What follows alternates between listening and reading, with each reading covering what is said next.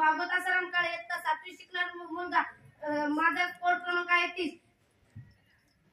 Code क्रमांक आहे 30. मित्रांनो, आपल्याला कोणत्याही वाईट सवय लागण्यासाठी काही वेळ लागत नाही, परंतु ती चांगली सवय लागण्यासाठी त्यापेक्षा दुप्पट वेळ लागतो. मित्रांनो, मोबाईल ही अशी वस्तू आहे की जी एकदा हातात घेतली तर ती खाली ठेवायचं वाटणार नाही. मोबाईल मध्ये अनेक फेसबुक, व्हॉट्सअप, इंस्टाग्राम यासारख्या ऍपद्वारे आपल्याला विविध चांगल्या गोष्टी पाहायला मिळतात, परंतु त्या ऍपचा जर आपण वाईट उपयोग करायला लागलो तर ते आपल्याला कधीच सर्व महागात पडेल आणि ते व्यसन एकदा लागले तर ते कधी सुटेल ते सांगता येत नाही.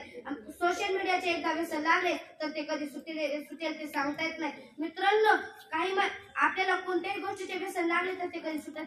मित्रांनो, काही माणसांना असे व्यसन लागते तर ते मरेपर्यंतही त्यांचे व्यसन सुटत नाही. आणि आता काल आपल्याला मोबाईल या वस्तूचे व्यसन लागलेले आहे. मोबाईल ही अशी वस्तू आहे की एकदा हातात घेतली खाली ठेवायचं नाही, म्हणजे त्यामध्ये असणारे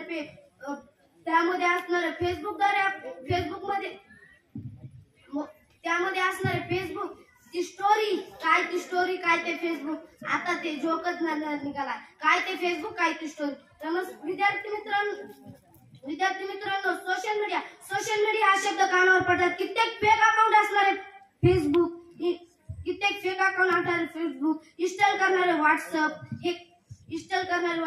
या सर्व ऍपद्वारे लोक आपला धंदा सुद्धा चालू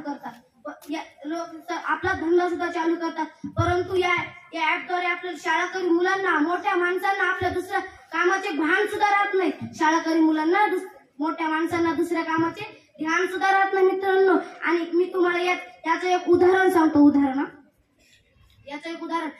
एक कुटुंब असतं. त्या कुटुंबामध्ये एक मुलगा 10वीला आणि त्याची मोठी बहीण 12वीला शिकत असते. ते आपल्या रूम मध्ये जाऊन सोशल मीडियाचे काही ऍप चालत असतात. त्यांची आई त्यांना जेवायला बोलते, मुलांना जेवायला या. ते ऐकून ती हाक त्या मुलांपर्यंत जात नाही आणि ती कंटाळवते हाक मारू. अखेर ती सुद्धा आपला मोबाईल घेते आणि मेसेज करते, बाळांना जेवायला या. तो मेसेज ऐकल्यानंतर त्या मुलांना तो मेसेज क्षणातच त्यांच्यापर्यंत जातो, कारण ते ऑनलाईन असतात. ते मुले खाली जेवायला येतात. ही किती दुर्दैवाची बात आहे, कारण या सोशल मीडियामुळे प्रेमाने मारलेली हाक पोहोचत नाही मुलांपर्यंत, तेच मेसेज पोहोचतात. एवढं बोलून मी माझे मनोगत व्यक्त करतो.